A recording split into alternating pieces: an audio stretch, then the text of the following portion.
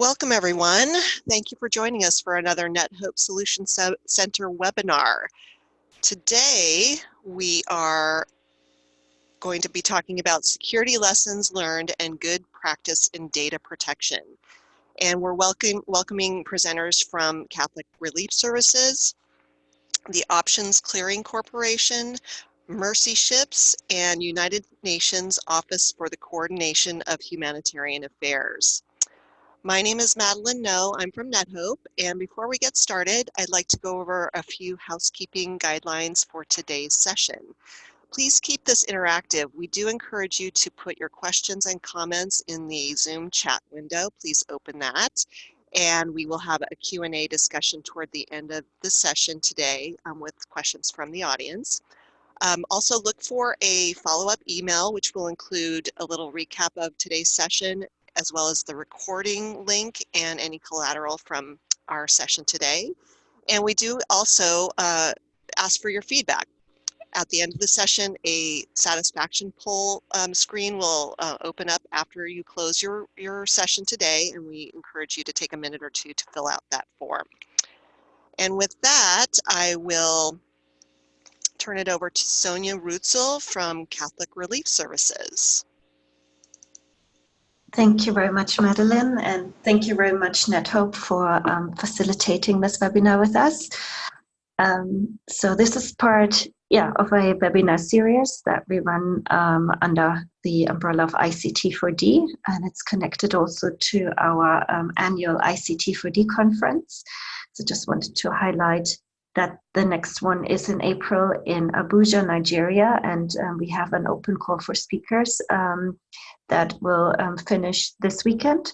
So if you're interested in joining us, please do have a look at the website and apply. But sorry for the quick pitch here to get started. But now it's my pleasure to introduce you to our webinar on security lessons learned and good practice in data protection. And just, like to introduce you to our speakers. We have various security experts from different backgrounds to exchange firsthand insights from recent security breaches and practical tips on data protection, as well as training staff and program partners. Particularly since the growing dependence on digital technology, old as well as new ones, and importance of data in international development and humanitarian programs. Organizations like NGOs and development organizations are now faced with unprecedented information security concerns. So we're hoping to address some of those, and particularly want to focus on some practical insights. So, I'd like to introduce you to our expert of speakers. We have my colleague, Joel Urbanowitz. He's the Director of Information Security and ICT Operations at Catholic Relief Services.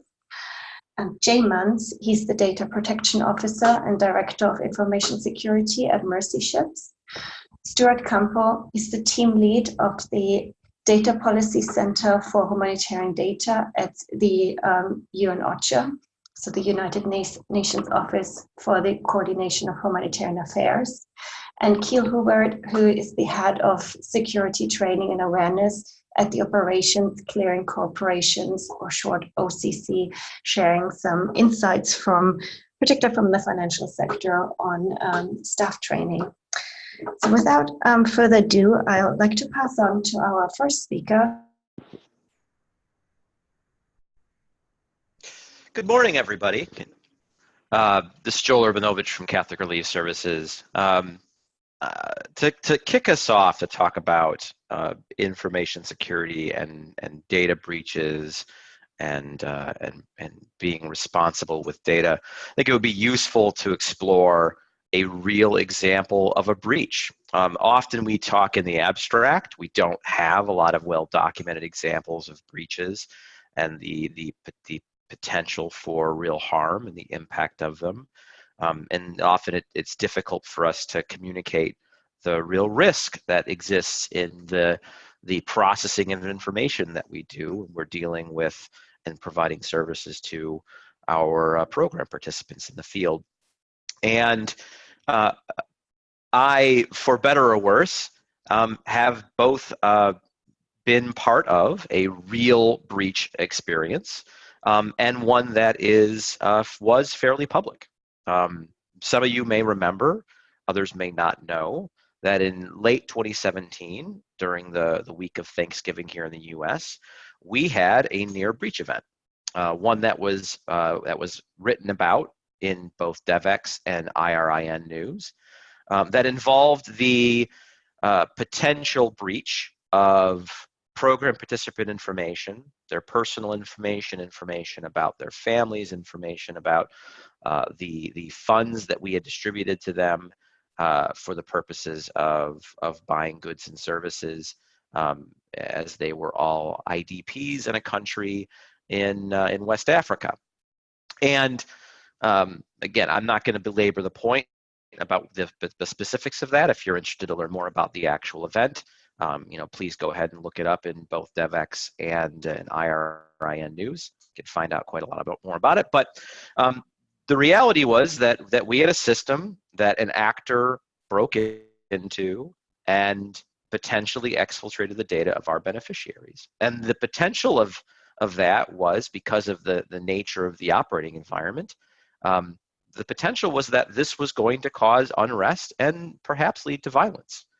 And we had to scramble very, very quickly to deal with, to accurately and effectively and responsibly respond to this breach that ended up not resulting in any data being lost and any harm befalling any of our program participants. But it was absolutely a wake-up call. I mean, this is a system that existed exclusively for one program that we had operating in West Africa. It was not a core system of ours. It was not something that one would expect to be a target of infiltration, but it was. And certainly the information that existed in it had value to somebody, and certainly the breach of it could harm our beneficiaries. And so in responding to this breach or near breach, the security event, we learned a couple of things. The first is how important preparation is going into or before the actual event occurs. And from preparation, I'm going to speak first about how you deal with these events, and then second about how you not necessarily prevent them, but make them less likely. So one really needs to assume that you're going to be faced with an event like this. They happen to, because I am friendly with many of my peers in our sector, I know this stuff happens more often than it's reported. So you have to assume that you're eventually going to be subject to a breach. So you have to have a plan for how you go about responding to that. Who is going to be running it? Who is going to be in charge? How you're going to engage various aspects of your organization, communications, leadership, how you're going to engage third-party support if it's something that gets away from you that you cannot deal with internally. You have to have a plan. And if you don't have that plan pre-documented and exercised, drilled before you are subject to an event like this, you're going to have a bad time. You're going to be scrambling. You're going to lose time. These things are going to get away from you. And you're not going to be as efficient and effective in protecting the information of the people that you are responsible for stewarding. Second is that communication is incredibly important, and in fact is everything, both internally and externally in an event like this. You have to be on the same page with everybody involved. And because we are multinational organizations, it's difficult to do that. But having that preparation, knowing who to contact, knowing how to get involved, knowing how you can communicate, and being very crisp and clear in your communication internally and externally with your partners, your donors, host governments, incredibly important. The third is that transparency is absolutely the best policy. I think you see in the private sector a lot, these things occur, it's big breaches, and there's attempts to obfuscate, attempts to be less than honest with what happened, less than transparent about what's going on in the background. We found, and I think this is absolutely vetted itself out in the media with some of those big breaches, that to the best of your ability, you are as transparent as humanly possible in these events with all of your concerned parties. Anybody who is potentially affected or who has a need to know, that you are as transparent as you possibly can be, sharing what happened, sharing what you're doing, sharing what the potential impact is, and absolutely communicating what you're going to do to fix the problem and to prevent it from happening in the future. But you need to, in all things, be transparent. Do not try to hide. It will eventually come out, and you'll be much worse for it. And again, I mentioned no system is immune. This is a system I don't think any one of us thought would have been the target of an event like this, but it absolutely was, and has opened our eyes to really addressing every single one of the systems that we are processing personal information and treating it with the same level of care and respect as we would our core ERP or the system we're using to do donor management here in the US. But every system that's processing personal information deserves roughly the same amount of care and respect. One last top-up comment, and then I will pass it on to our next panelist, is that those are all very important things for the inevitable breach, for the inevitable security event that you have to respond to. But there are certainly things that you can do in advance of an event to lessen the likelihood or to lessen the impact of the event when it does occur. And when we're talking about systems that process personal information, I'm talking about privacy impact assessments. In this system and any other system moving forward that is processing personal information of anybody, staff, program participants, donors, partners, anybody, performing a real privacy impact assessment, evaluating the operating environment that you're processing this information in, coming up with and identifying the risks to doing what you're planning on doing, and then instituting reasonable mechanisms to limit that risk, to mitigate it, to eliminate it, to accept it if it's something that's necessary, but be aware of it, but doing a good, sound privacy impact assessment before you actually implement systems, and building a responsible security approach and process to maintain those systems and maintain the integrity and security of the information that you're entrusted with, absolutely will lessen the impact and likelihood of these events occurring. And I will pass it on back to Sonia, and I suspect to Jay. Thank you very much, Joe.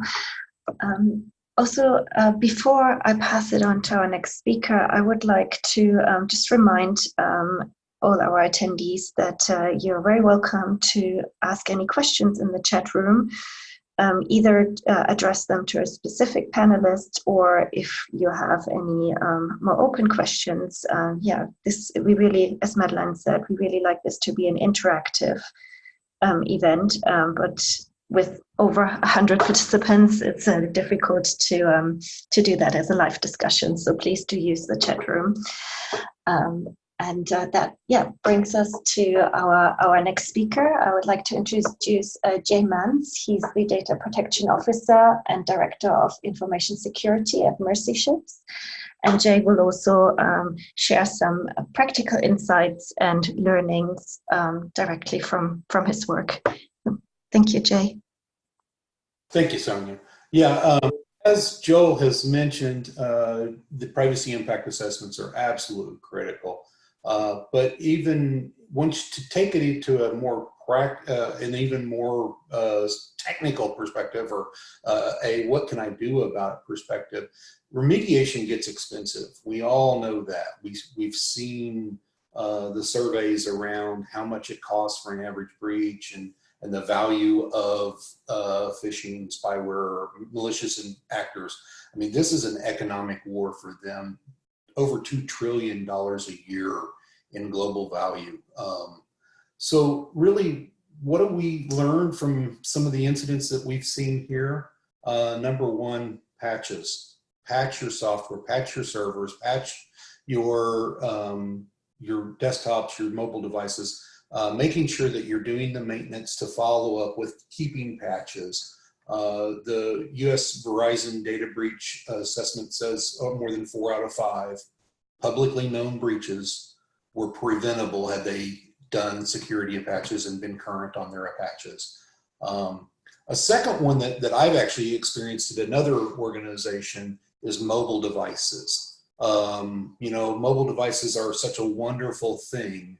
I've worked in the healthcare world for 20 years or so, and thinking back years ago, carrying around 10,000 printed medical charts would weigh over 50 pounds a box of paper.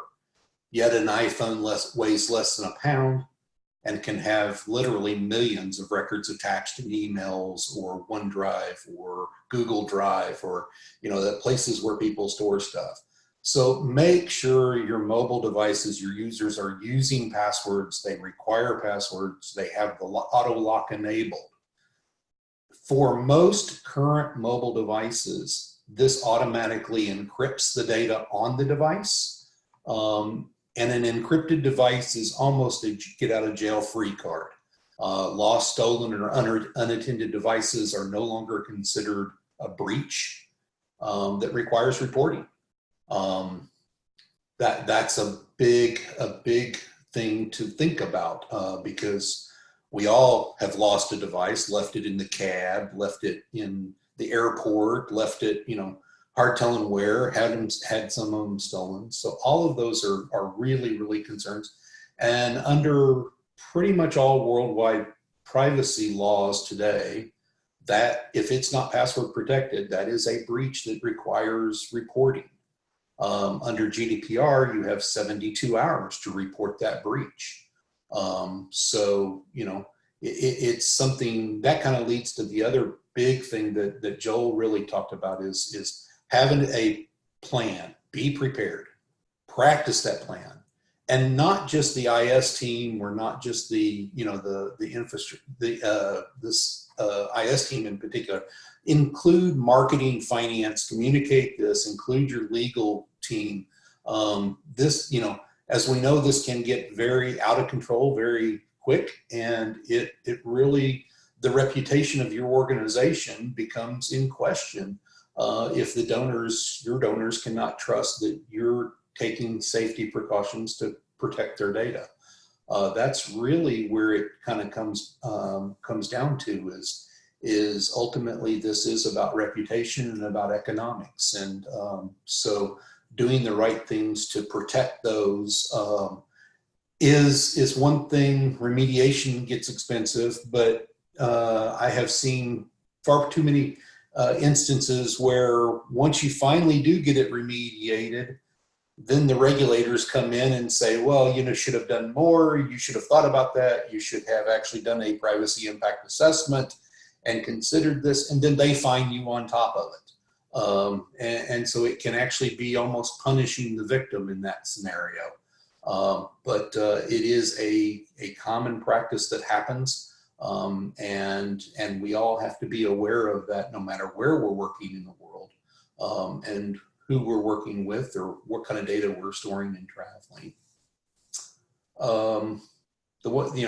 The final thing that I would remind everyone is your systems are being scanned, you are being phished, your staff and employees are being socially engineered.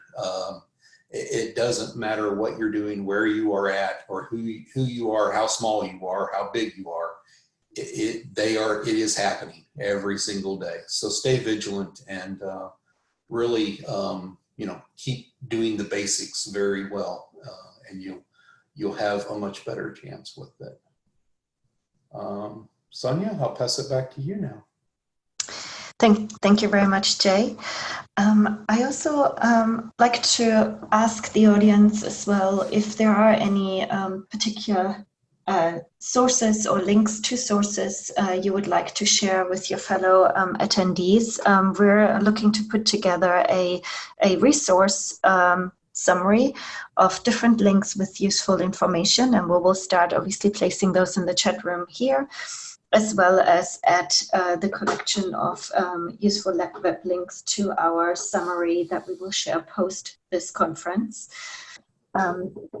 And that also very much brings me to our next speaker, Stuart Campo, as he is representing the Center for Humanitarian Data at UN OCHA.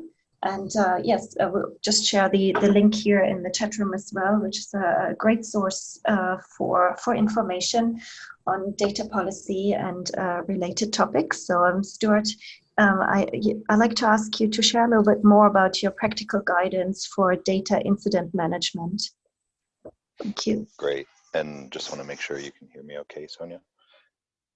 Yes, perfect. Very clear. Excellent. So thank you to the organizers for inviting me to be part of this important discussion. It's really a topic that we've seen great interest in within OCHA and more broadly in our network as the Center for Humanitarian Data. And the note that Sonia just referenced, which I think the link is now in the chat for, is something that we developed earlier this year with some colleagues at Yale University in an effort to basically help establish a common understanding of what it is we're talking about. And I think both Joel and Jay's interventions gave a really nice and complementary overview of the types of incidents that are occurring, that can occur, and that will still occur in humanitarian and development contexts. What we saw and what you'll see in this note is that there's a real need to break it down into the simple and clear components that comprise an incident in its various stages, and that the only way we're actually going to be able to start more proactively managing such incidents is by I apologize, there's an announcement in the airport where I am. Hold on one moment.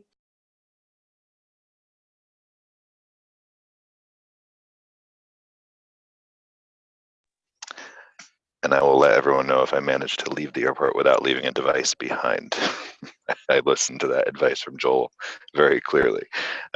Right, so what we saw was a need to be clear about definitions, about process, and then about how organizations can concretely invest in data incident management. So the first piece is really, what is it we're talking about? And for us at the center, we define data incidents as events that may or could cause or have actually caused harm to either the populations we work to serve or humanitarian organizations and staff on the ground. So it's a pretty simple definition. It's a data-related incident that could be due to intentional or unintentional breaches of data, unauthorized access to data, or other issues around data that lead to actual harm being caused. Now that harm could, as we heard from previous panelists, manifest in the form of breaching privacy regulations or putting organizations in an exposure posture, but it might also link to more traditional types of harm and risk that we're used to assessing as humanitarians. So we shouldn't feel like this is a totally new space. It's really about understanding the role that data plays in either exacerbating or compounding risk that maybe already exists in the sector. What we tried to do was look at industry best practice, both from ICT organizations and also the International Standards Organization, ISO particularly, to offer colleagues a framework for assessing and then responding to different incidents.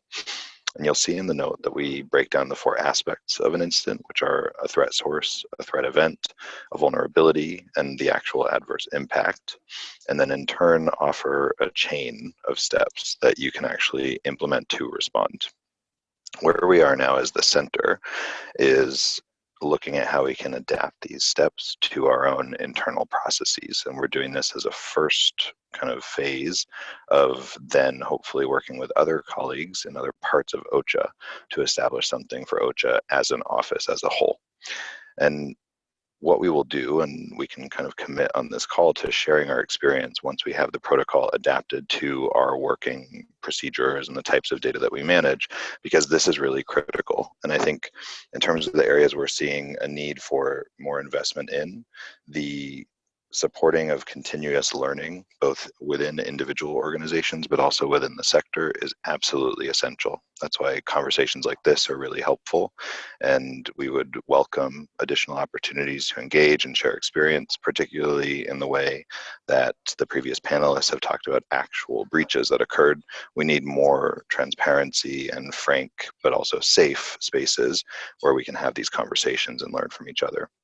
Similarly, what we need to do is start to do more case documentation that can be shared both for internal learning purposes to help people avoid similar incidents after they've happened already, but also to help us diagnose and understand what some of the underlying vulnerabilities are, because it's actually much easier to manage vulnerability than it is to manage threats. You can't actually manage threats. You can be aware of them and you can try to take mitigating measures, but the best place to intervene, at least in our experience so far, is identifying and addressing vulnerabilities that exist.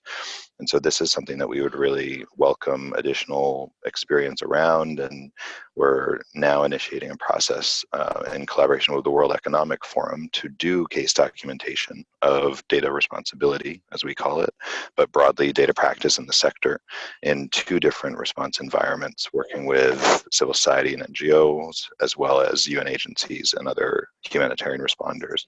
The goal of this work is not just about incidents, but it's also about understanding more broadly what practices, tools, and policy instruments actually are leading to good and safe data practice, and what gaps might be allowing for vulnerabilities to turn into actual risk and harm. So let me leave it there and just encourage colleagues to feel free to reach out, to share more experience, and to hear a bit more about how we're trying to put this guidance into practice. Thank you very much, Stuart. So yes, if there are any questions for Stuart, please put them in the chat room and we will prioritize those so we can reach you before you have to head off. Also, if we're not able to answer all of the questions, we will aim to do that after the webinar in a document. So you're very welcome to also post any questions or, as I said, links to information or resources afterwards. And as there was a lot of mention on creating the right level of awareness and training for colleagues as well as partners, I invited Hubert to join us and share his insights on training colleagues, and particular his insights from the financial sector, which we know is very advanced on having security measures in place, and also have to do a lot of awareness and training globally. So there's a lot of lessons learned I think Kil can share with us. And I pass over to you. Thank you. Thank you very much, Sonia. So good morning. I'm Kyle Hubert. I'm the head of security awareness and training for the Options Clearing Corporation. If you have never heard of us, that is by design. We are a financial market utility, and we manage a part of the American financial infrastructure. Won't go into details. I do seem like the odd man out here on this panel, and that's kind of appropriate because security awareness is often considered the odd fellow out when it comes to security departments. We're a relatively new discipline and a relatively new critical function for enterprise security. Over the last 10 years or so, there's been an aphorism that CIOs and CEOs have believed, because it's been pitched by vendors and experts in the field, that humans are the weakest link in enterprise cybersecurity. That's true, but it's also incomplete.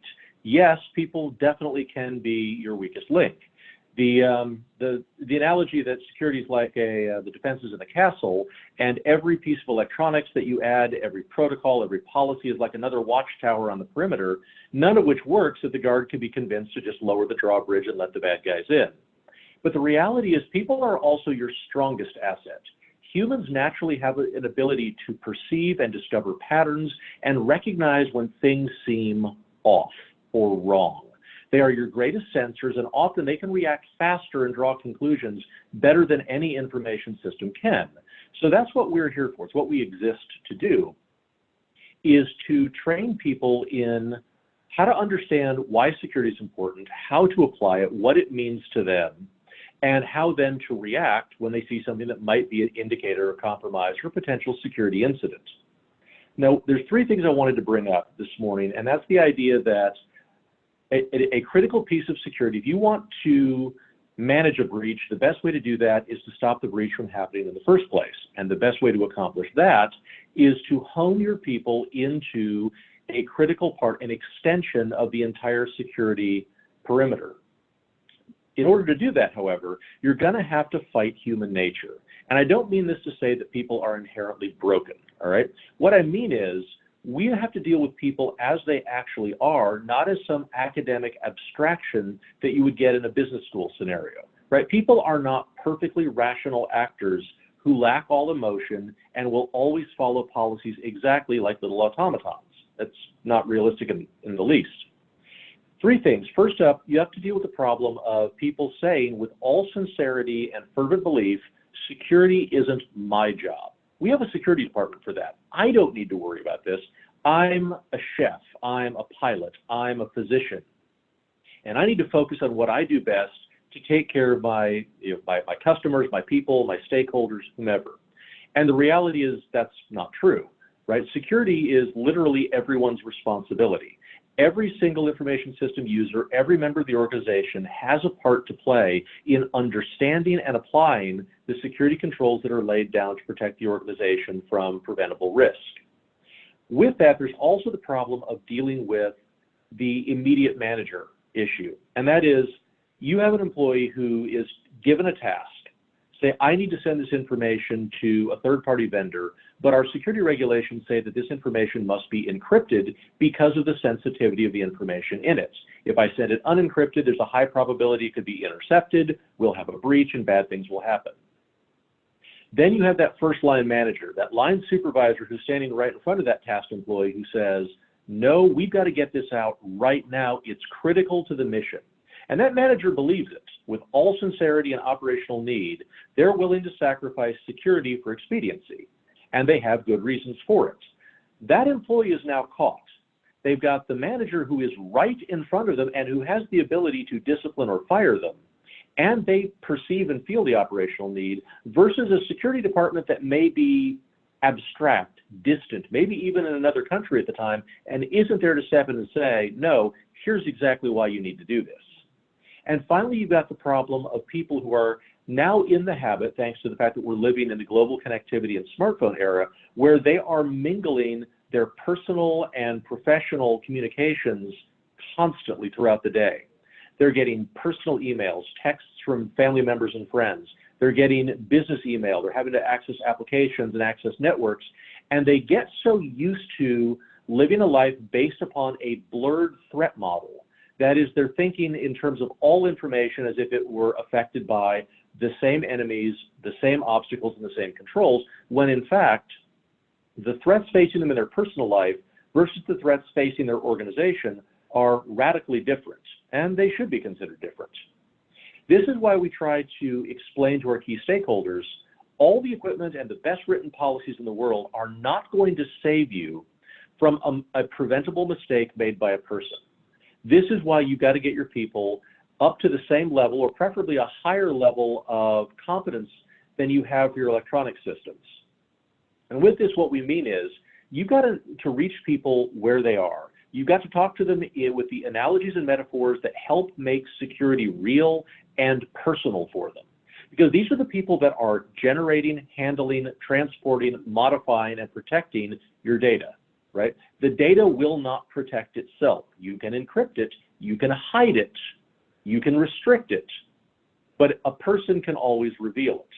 That's why if you teach the people how to properly understand things like classification and risk, the measures necessary to protect that information, both in transit and at rest, and especially how to understand who the actual threat actors are, how those threat actors work, and what the risk is to the organization, then you have a much better chance of a human being able to apply the right measures at the right time to deny your adversary, whether it's a cyber criminal or a rival organization or just an opportunist, the ability to compromise your data and do you harm. And to do that, you need people like us. People that have the ability and the enthusiasm to sit down with everyone in the organization and have those, not just the canned classes, but the personal conversations to understand where is security working and not working for them? What can be done to make security easier and more instinctual to apply? What are the things that people don't understand? What flawed mental models do they have that are undermining effective security? And finally, to become a liaison between the security organization and the rest of the organization. A lot of times security departments have a reputation for being the department of no. Whatever you want to do, however much sense it makes, whatever the operational need is, the main security person says, no, you can't do that for reasons. And the reality is you need someone that's willing to sit down with all of your people and say, okay, at first glance, this might be contraindicated. However, let's work together with you and figure out how we can accomplish what it is you're trying to accomplish and still make sure everything's safe. That's what we do, and that's what I hope that you implement in your own organization. Sonia, back to you. Thank you very much, Keel. And yeah, thank you very much to all of our speakers. Now, at the second part of this webinar, we like to take some questions from our attendees and pass those on. So thank you for submitting those. There's still plenty of time to ask new questions as well. So one of the questions, Joel, there's a question for you. And it says, you spoke of transparency for data breaches. How does one draw the line between transparency and ensuring the data subjects still have confidence? So the gravity of the breaches will vary. Does the transparency you speak to entail reporting each and every incident? It could. I mean, I think in my experience, and I think this has definitely shown itself to be true when you look at commercial breaches for companies like Equifax and Uber, that if you have done something either irresponsibly or were the subject of something that you could not prevent but had an impact on your individual program participants or users or whatever you want to call them, you have an obligation to tell them. And we, our obligation is much higher because we have an ethical obligation to do no harm, and that the services that we're providing to our program participants should not be putting them worse off than when they engage with us. So I think when I think about transparency, it goes down to that level if it's warranted. In my example, we did not have to do that because we got certification that data was destroyed and it wasn't actually exfiltrated and breached out, and we didn't have to go to each program participant and say, hey, we had an event. We went to each partner. We went to our local partners in the country that we were operating in. We went to our NGO partners. We went to our donor. We told them what was going on. We were very transparent with them. Had we not had one lucky break, we would have gone to each of our program participants and told them because we have an obligation to do so. Yes, that's going to have an impact on reputation, and probably should. But I would posit that trying to hide it is going to be far worse than being honest about what happened, about how you're going to help them recover from the impact of the event, and how you are going to not completely eliminate the chance of this happening again, because that's not possible, but how you're going to mitigate the potential for this happening again, to lessen it, and how you're going to ensure that the impact of it is much lower than it would be otherwise.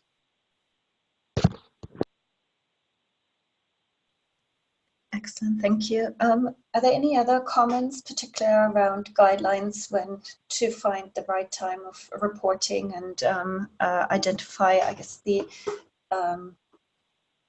gravity of the incidents?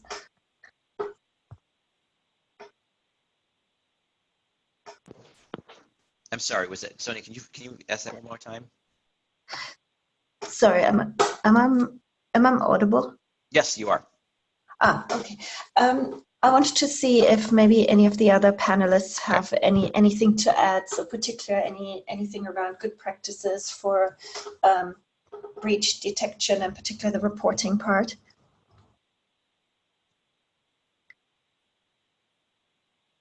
I can add a little. The real piece, as Joel mentioned, is the responsibility that we have to be transparent and to make sure that those messages get out. Clearly, you do want your executive, your marketing, your legal teams involved in any type of breach response that you have, and make sure that you know what you can and cannot share, and that you get that guidance appropriately for your organization.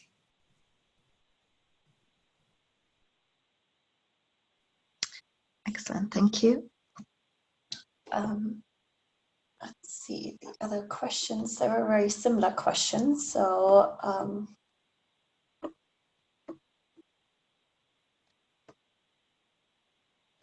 so there's a question for Kiel. It says, I like how you say humanity remains the biggest bar for any security system, primarily because of human error. Data protection requires an organizational shift, and you have spoken to ensuring that each and every person is responsible. On this, my question to you is, what mechanism would you propose for ensuring this organizational shift? Absolutely. So the number one method for this, and it's a difficult one, is what we call cultural reengineering. I know that has some negative connotations because it's been used very inappropriately in the past, but the idea is you have to understand what the actual culture is, those social pressures and expectations that drive human behavior, especially down at execution level. That is the lowest level of organizational employment. And here's the number one problem, right? Most people, especially most leaders, have no idea what their actual culture is. And again, this is part of human nature. Most people don't actually come from a social science background. They haven't any anthropology or sociology or social psychology background.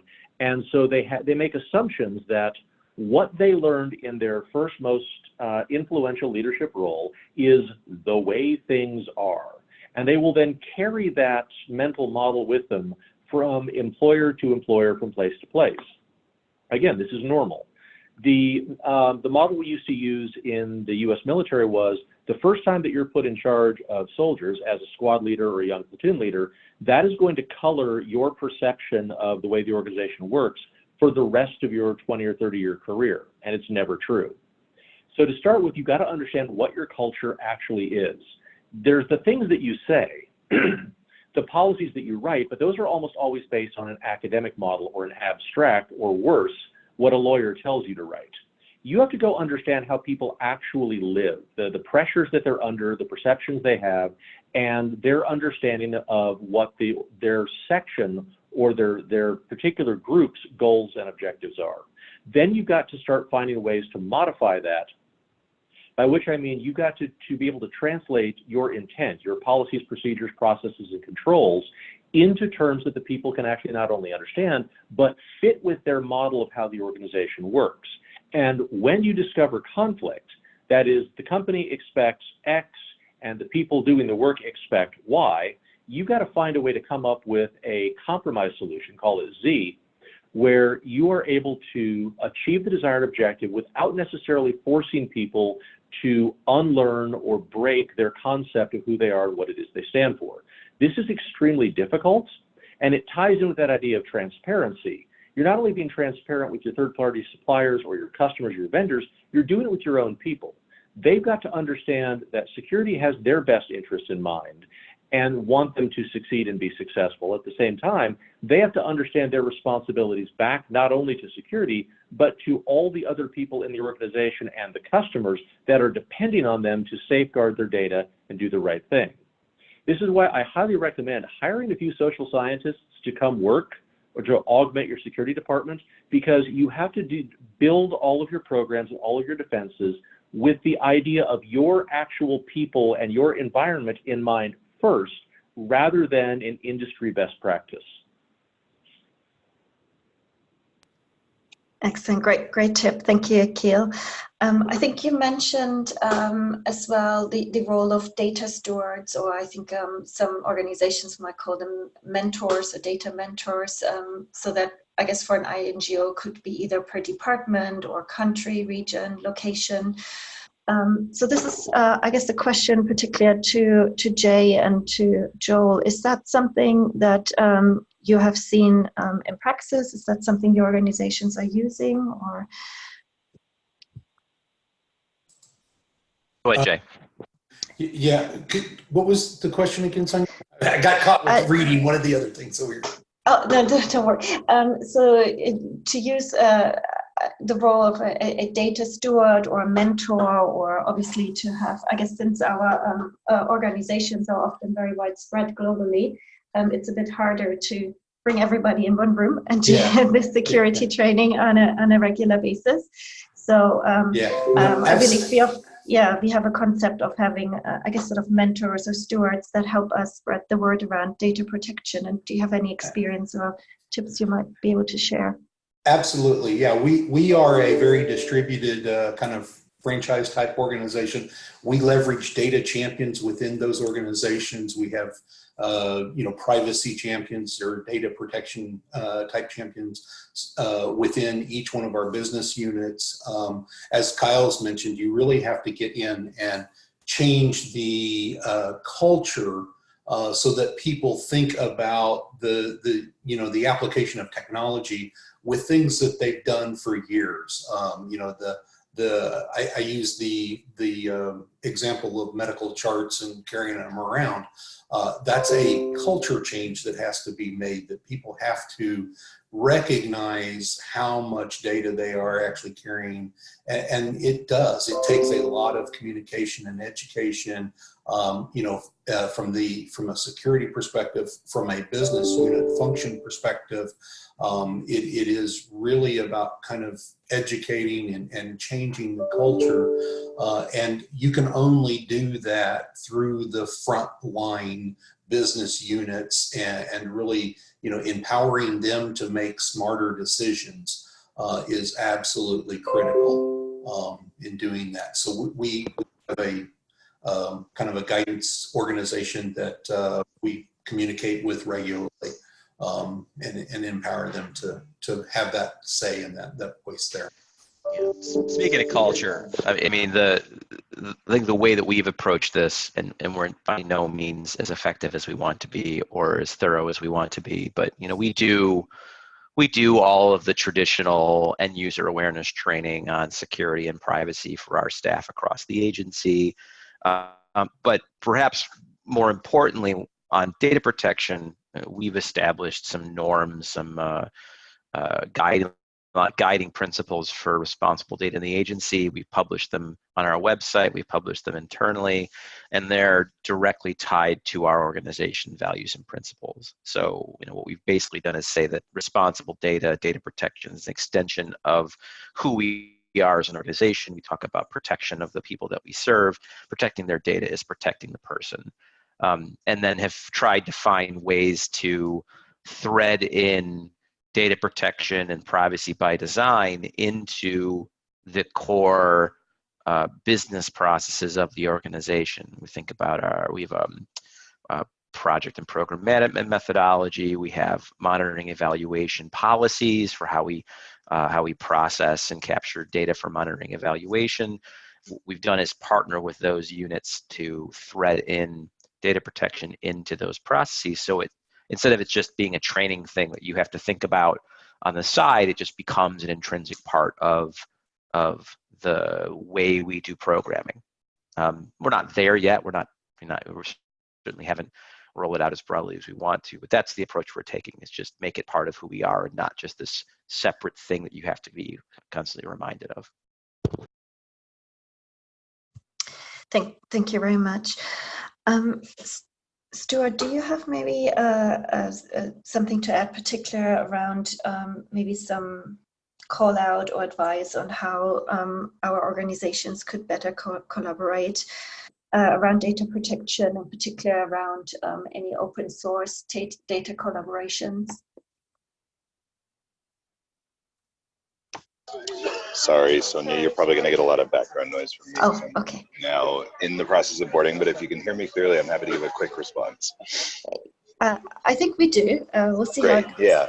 So I think one way to approach it, and particularly for colleagues who are dialing in from program response countries, would be to address this issue collectively at that level first, or at least try.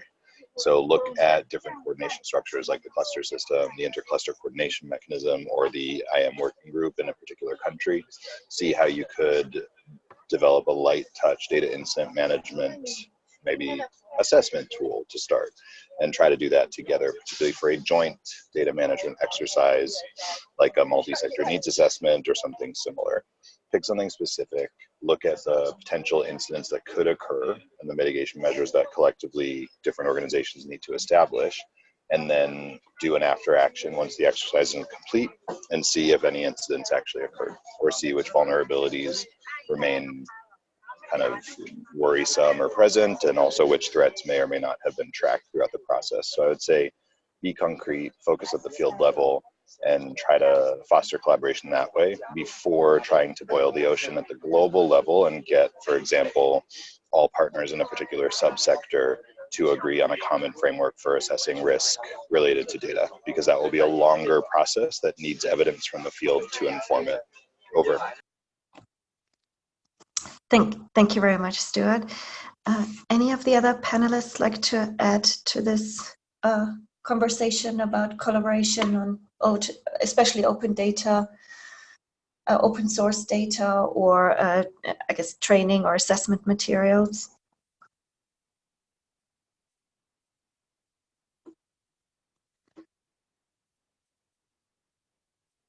Are there any other like good practices from other sectors, maybe, Kiel, that we could learn from the sort of development sector? Well, one in general. It's always tempting to stay in your own sub-organization, whether it's security department, IT, legal, whatever, and make decisions for other groups based upon everything you know and the safety of your moral certainty that you're doing the right thing. The reality is you need to leave your office and go embed yourself with the team that you're intended to support and understand how to see the world through their eyes. Understand the problems that they're experiencing, but they may not have articulated to you, and that are factoring in their decision-making process, including their willingness or unwillingness to engage in your required security controls. You have more of an understanding about applied security than necessarily the people doing the work, but they know far more about the operational environment. The only way to do that is to get down in the trenches with them, so to speak, and understand their world the way they understand it, so that you can then properly translate your controls, your objectives, your measures, and your sense of what's important to those folks in the way that they're going to understand it.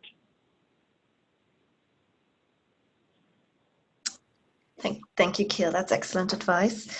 I think we have time for one more question, and I've seen that our chat room is very busy, so thank you very much for that. We certainly will share those questions with the speakers afterwards and see if we can get some more information that we can share with this whole group in a summary over the next couple of weeks.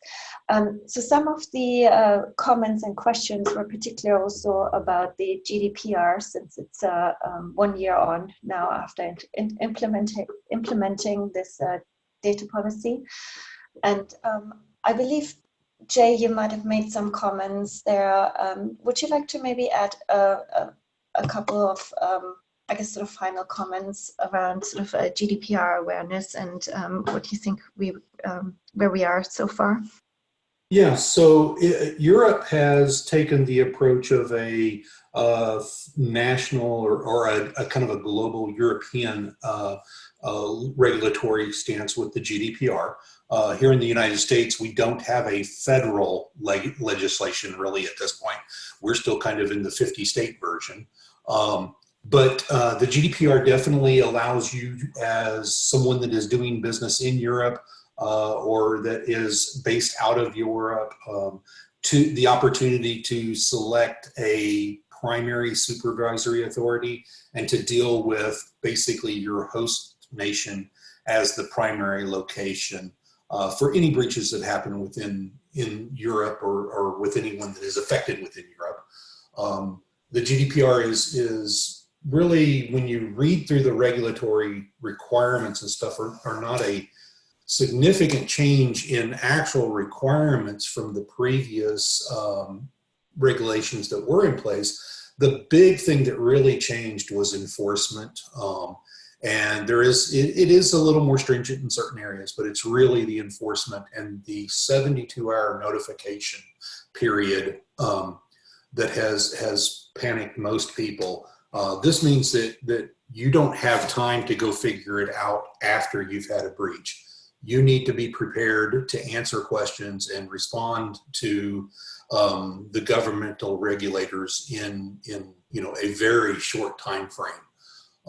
And so that's really kind of impose the we need to figure this out now and do it right to begin with. And I think that's kind of what we're all saying anyway, is that we really do need to do that, because it is going to happen. And, you know, I know when you look at regulations from other areas around the world, they are all trending in the same direction, with shorter and shorter times to reply or to notify. In the United States, Attorney Generals. In other countries, it's certain organizations, whatever the organization is responsible for that. Even those of us that operate primarily in Africa or some of those areas, the African countries are doing the same thing. They are definitely increasing their laws around privacy. Nigeria is probably one of the countries leading that charge in Africa and stuff. So, you know, I expect to see that happen and continue to be there. Will we ever get to a global perspective? I doubt it. But we will, I think, get to very common standards in regulations in numerous jurisdictions, or if not most or all. So I think that's kind of what you can expect to see from privacy regulations going forward. Thank you very much. Now, I'd just like to round this up, and I first of all like to thank all the speakers for providing such practical insights. And I would like to ask each of you if you had just maybe one or two sentences that you think are sort of as a kind of finishing comment, or maybe even if it's a call for action, or anything you'd like our audience to take away with. And I will keep the I guess the lineup of questions as you appear here on my slide. So Joel, I would just like to ask you first if you just like to kick it off maybe with the sentence to summarize your takeaway for our audience. Prepare for the inevitable breach. Design your programs to be secure and private up front. Don't wait to the back end. And honesty is the best policy. Be as transparent as possible. When you eventually do get breached, people will trust you more. Thank you. Jay, do you have a last sentence you'd like to share? Those are really perfect comments from Joel. Definitely all three of those. That's really the key for moving forward with the breach when it occurs, because it will occur. Excellent, thank you. And Stuart, not sure if you have boarded yet, or if you have a last comment for our audience.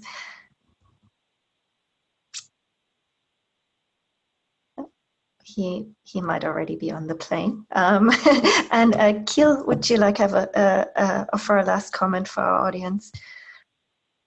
Yes, ma'am. If your data classification model isn't intuitively obvious to all of your employees, it is guaranteed to fail. The more that you can simplify things, the better off you're going to be, and the more likely you are to prevent an accidental breach from happening. Thank you very much. And thank you very much to NetHope for facilitating us, as well as for all our attendees to join this webinar. I think, and thank you for offering all your questions as well. As I mentioned earlier, we have our ICT4D conference coming up in April, the 21st till the 23rd in Abuja, Nigeria. And we currently have an open call for speakers, which ends this weekend, so December the 14th or 15th, depending on your time zone. If you go on our website, you can see all the different focus areas, and I just want to highlight that one particular conference track or like focus area of this conference will be about responsible data and information security. So hopefully there will be plenty of insights from this group. And I also seen at the list of attendees to this webinar are many of our partners that we're working with on this conference. So thank you very much for your support already, and I'm looking forward to meet you all in person in April.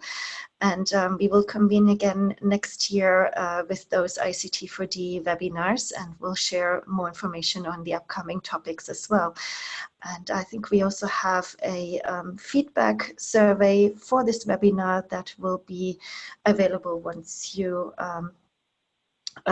once you log onto the next screen. So thank you very much, and have a good day, morning or afternoon. Thank you for attending the session today, everyone. Please take a moment to complete our webinar satisfaction poll, and you will receive a follow-up email with information and links to the webinar landing page and presentation materials. Thanks again, and have a great rest of your day.